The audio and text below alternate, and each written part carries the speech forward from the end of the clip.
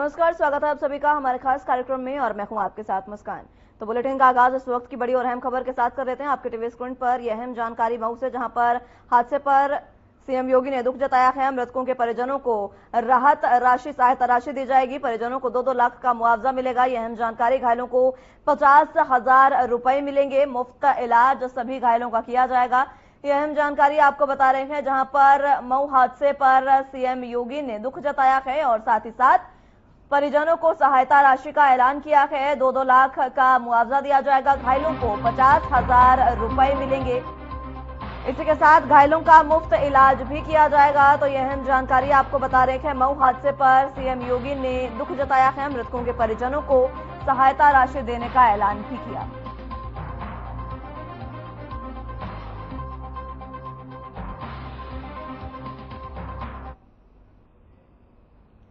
विकसित भारत संकल्प यात्रा के गोरखपुर आगमन पर प्रधानमंत्री आवास योजना शहरी के अंतर्गत 1100 आवासों का भूमि पूजन कार्यक्रम आयोजित किया गया, जिसमें प्रदेश के मुखिया योगी आदित्यनाथ ने शिरकत की।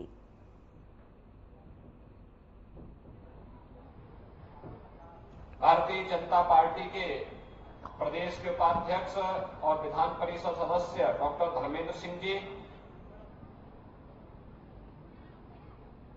क्षेत्रीय अध्यक्ष श्री सहजानंद राय जी, माननीय विधायकगण श्री महेंद्र पाल सिंह जी, श्री विपिन सिंह जी, श्री राजेश त्रिपाठी जी, महानगर अध्यक्ष श्री राजेश गुप्ता जी, स्थानीय पार्षद श्री रणंजय सिंह जुगनू जी, कार्यक्रम के संयोजक श्री रमेश गुप्ता जी, आज के इस कार्यक्रम में उपस्थित महानगर के महामंत्री इंद्रमणि उपाध्याय जी, मंडल अध्यक्ष अष्टभुजा श्रीवास्तव जी और भारी संख्या में उपस्थित सभी लाभार्थीगण और उपस्थित भाई और बहनों, आप सब जानते हैं कि पिछले 9.5 वर्ष के अंदर प्रधानमंत्री मोदी जी के नेतृत्व में भारत ने सर्वांगीण विकास की एक नई ऊंचाइयों को प्राप्त किया है।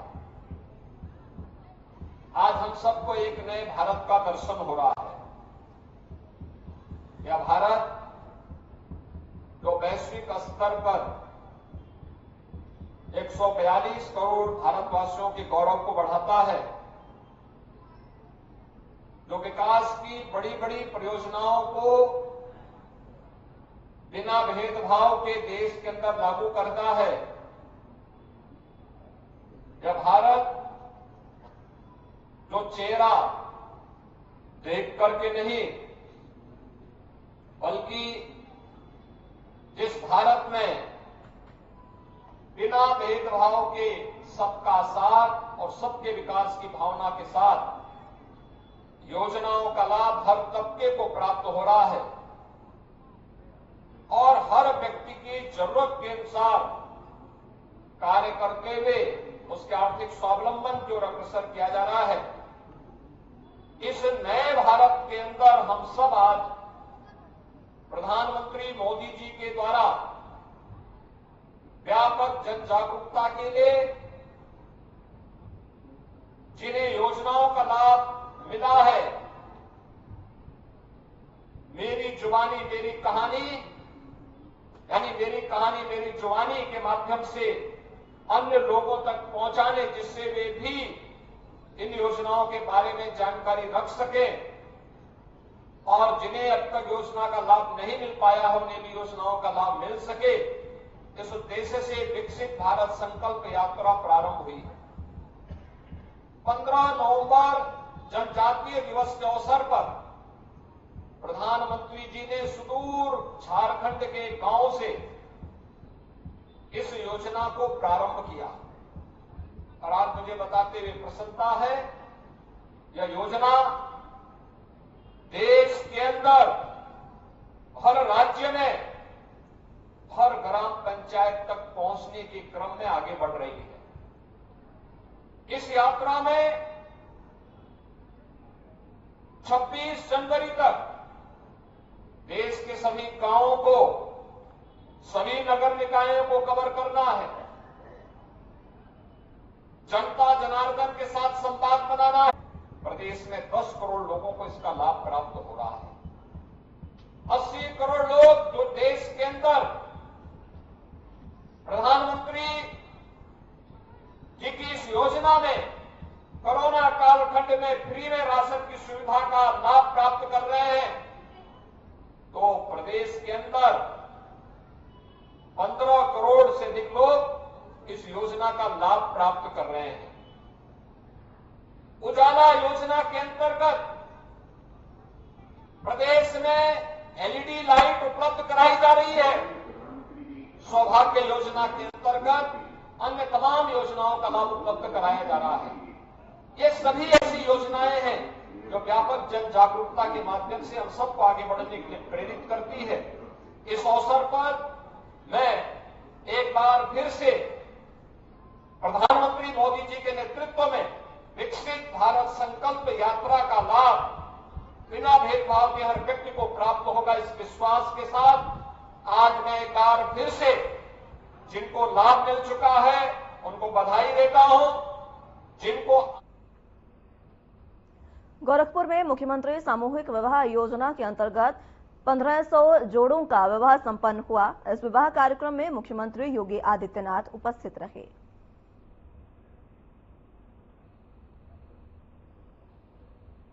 डॉक्टर संजय निषाद जी, बांसगांव के लोकप्रिय सांसद श्री कमलेश पासवान जी, भारतीय जनता पार्टी के प्रदेश के उपाध्यक्ष और विधान परिषद के माननीय सदस्य डॉक्टर धर्मेंद्र सिंह जी,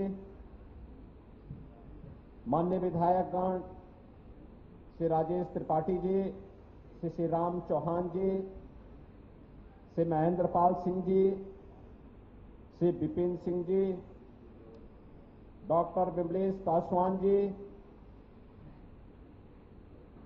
श्री श्रवण निषाद जी, भारतीय जनता पार्टी के जिला के अध्यक्ष श्री युधिष्ठिर सिंह जी, महानगर अध्यक्ष श्री राजेश गुप्ता जी और गोरखपुर जनपद के अलग अलग क्षेत्रों से और गांवों से यहां पर उपस्थित सभी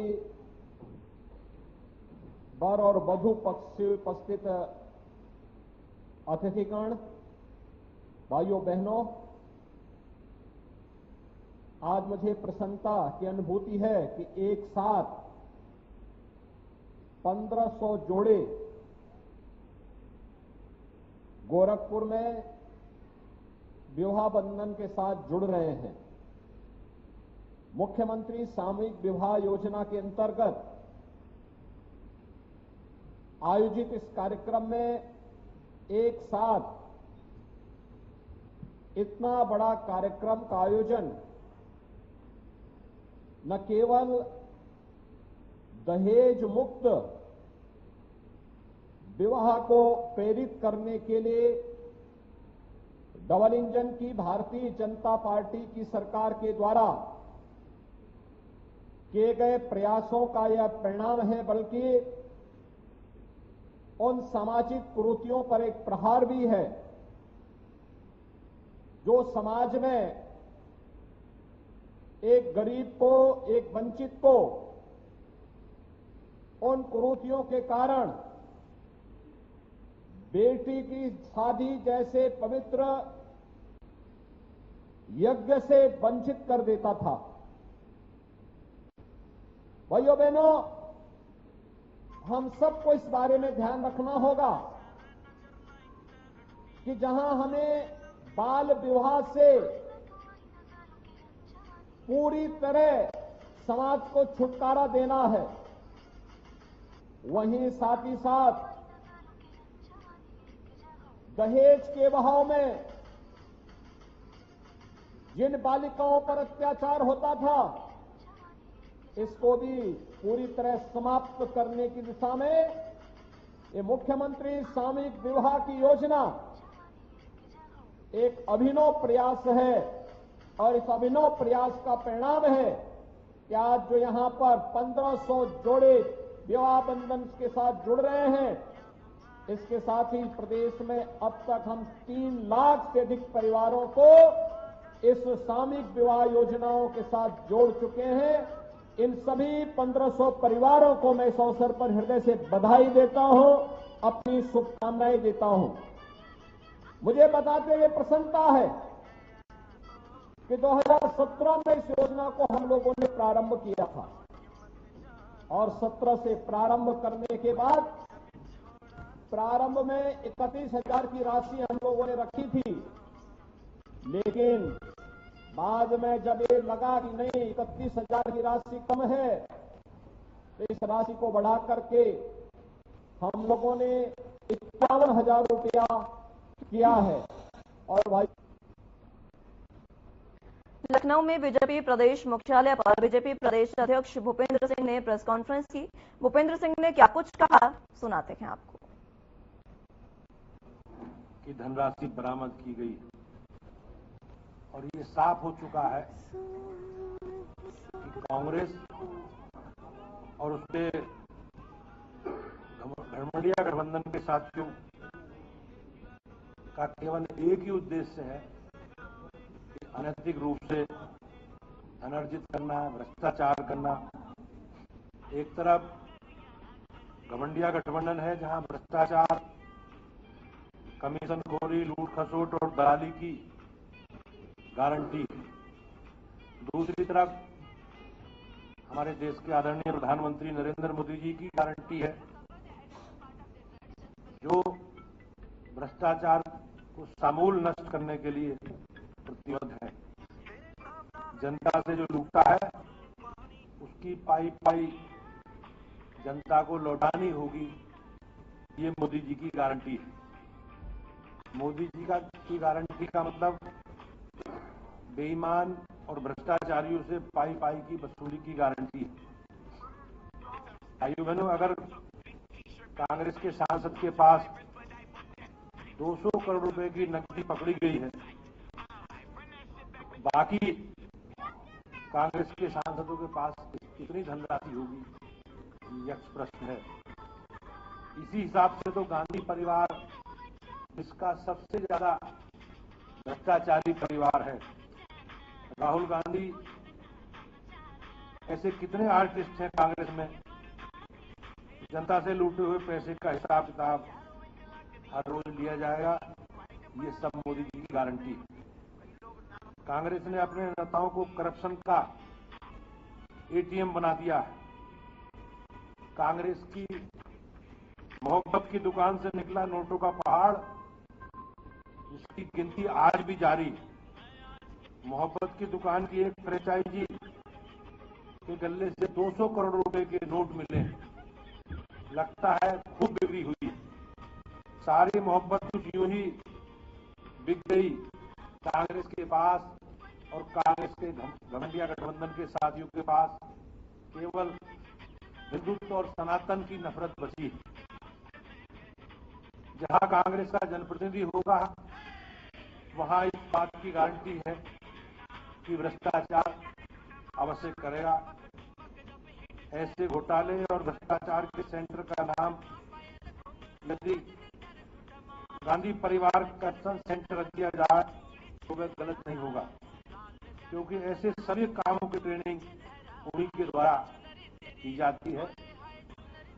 INDI अलायंस यानी कि घमंडिया गठबंधन के नेता भ्रष्टाचार करके लूट खसोट करते रहे हैं।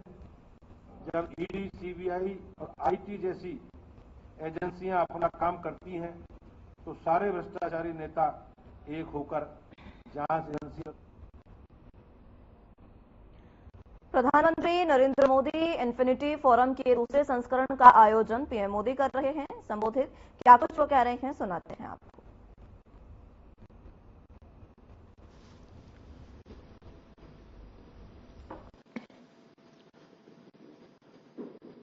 गुजरात के लोकप्रिय मुख्यमंत्री श्रीमान भूपेंद्र भाई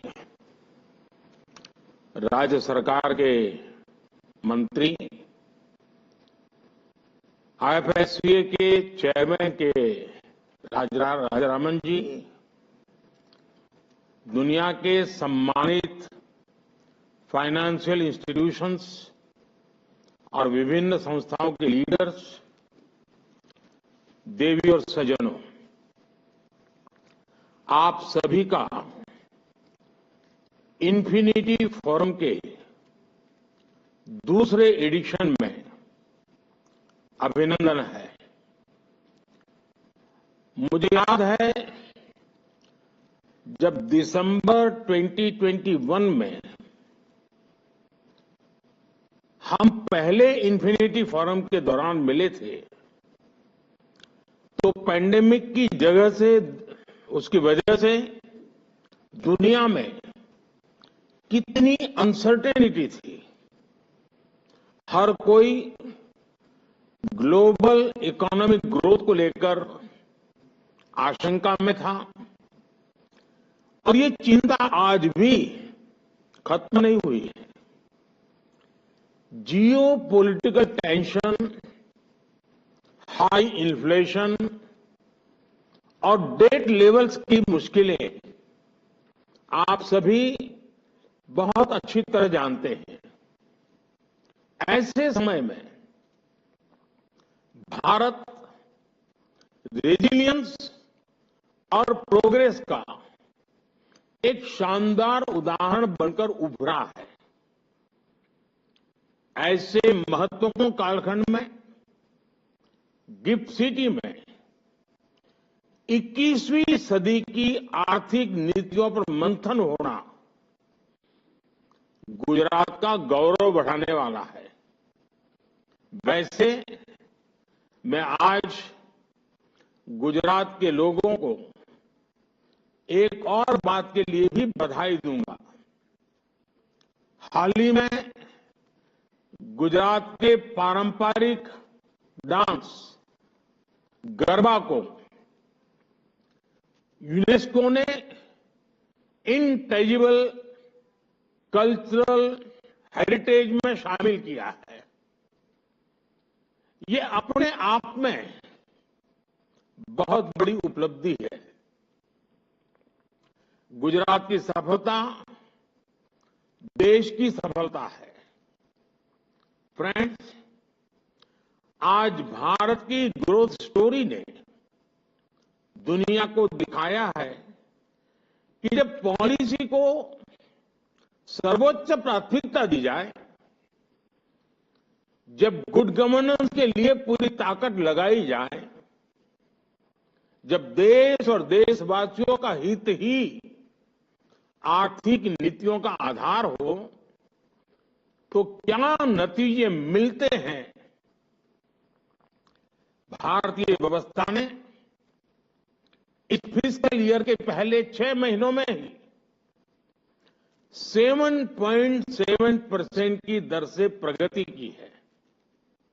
इसी साल सितंबर में आईएमएफ ने कहा था कि 2023 में 16%, वर्ल्ड बैंक ने कहा था कि ग्लोबल चैलेंजेस के बीच भारत और उसकी अर्थव्यवस्था से बहुत ज्यादा उम्मीदें हैं। इसी साल मार्च में ऑस्ट्रेलिया के पीएम ने कहा था कि भारत ग्लोबल साउथ को लीडरशिप देने के लिए मजबूत स्थिति में है। कुछ महीने पहले वर्ल्ड इकोनॉमिक फोरम ने भी कहा है कि भारत में रेट टेपिज्म कम हुआ है, निवेश का बेहतर माहौल बना है। आज पूरी दुनिया भारत से उम्मीदें लगाए हुए है और ये ऐसे ही नहीं हुआ है। ये भारत की मजबूत होती अर्थव्यवस्था और पिछले 10 वर्षों में किए गए ट्रांसफॉर्मेटिव रिफॉर्म्स का रिफ्लेक्शन है। इन रिफॉर्म्स ने देश के इकोनॉमिक फाउंडेशन को सशक्त किया है। महामारी के दौरान जब ज्यादातर देश सिर्फ फिस्कल और मॉनेटरी रिलीफ पर फोकस कर रहे थे, हमने लॉन्ग टर्म ग्रोथ और इकोनॉमिक कैपेसिटी के विस्तार पर फोकस किया। साथियों, हमारे सुधारों का एक महत्वपूर्ण लक्ष्य ये है कि ग्लोबल इकोनॉमी के साथ इंटीग्रेशन बढ़ाया जाए। हमने कई सेक्टर्स में एफडीआई पॉलिसी को लचीला बनाया, हमने कंप्लायंसेस बर्डन को कम किया, हमने 3 FTAs पर साइन किए और आज भी हम कई अहम कदम उठा रहे हैं। एक gift IFSCA Indian financial markets को ग्लोबल फाइनेंशियल मार्केट से इंटीग्रेट करने के लिए हमारे लार्जर रिफॉर्म्स का हिस्सा है। गिफ्ट सिटी की परिकल्पना एक ऐसे डायनेमिक इकोसिस्टम के रूप में की गई है जो इंटरनेशनल फाइनेंस के लैंडस्केप को रिडिफाइन करेगा। ये इनोवेशन, एफिशिएंसी और ग्लोबल कोलैबोरेशन के नए बेंचमार्क स्थापित करेगा। 2020 में international financial services centres authority की एक यूनिफाइड रेगुलेटर के तौर पर स्थापना इस यात्रा का महत्वपूर्ण लैंडमार्क है। आर्थिक उथल-पुथल के इस मुश्किल कालखंड में भी IFSCA ने 27 रेगुलेशंस और 10 से अधिक फ्रेमवर्क्स बनाए हैं। इससे इन्वेस्टमेंट के भी नए रास्ते खुले हैं। आपको ये जानकर खुशी होगी कि इन्फिनिटी फोरम के पहले एडिशन में आपने जो सुझाव दिए थे, उनके आधार पर कई इनिशिएटिव शुरू हुए हैं। जैसे केंद्रीय मंत्री और बीजेपी नेता स्मृति ईरानी ने ओडिशा स्थित शराब विनिर्माण इकाइयों पर IT छापे में बरामद 200 करोड़ रुपए की नकदी पर कहा कि मोहब्बत की दुकान पर भ्रष्टाचार का कारोबार चल रहा है। कांग्रेस को इस पर जवाब देना चाहिए।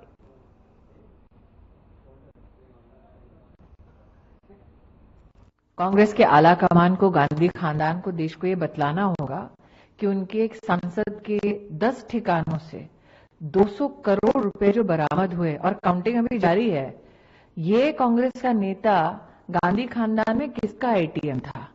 अब तक कांग्रेस पार्टी ने चुप्पी साध रखी है। ये भी सुनने में आया अखबारों से कि पैसा इतना पड़ा था लूट का कांग्रेस के नेता के घर में कि काउंटिंग की मशीनें तक टूट गईं।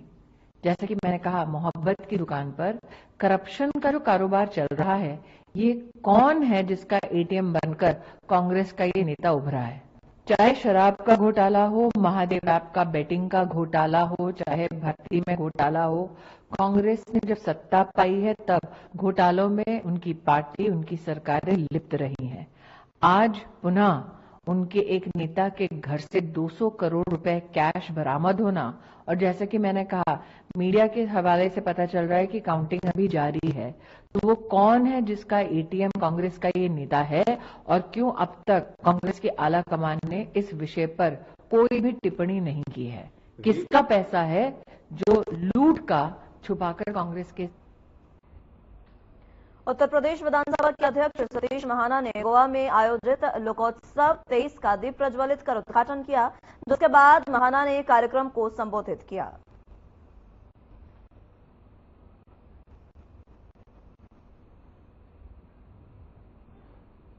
तो बता दें कि लोकोत्सव 2023 कार्यक्रम का आयोजन किया गया, जिसमें सतीश महाना पहुंचे। इस दौरान उन्होंने लोगों को संबोधन किया और लोगों को संबोधन में कई तरीके की बातों का जिक्र किया। आपको बता दें कि लोकोत्सव 2023 कार्यक्रम का आयोजन हुआ।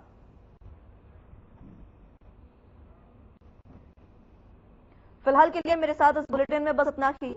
नमस्कार।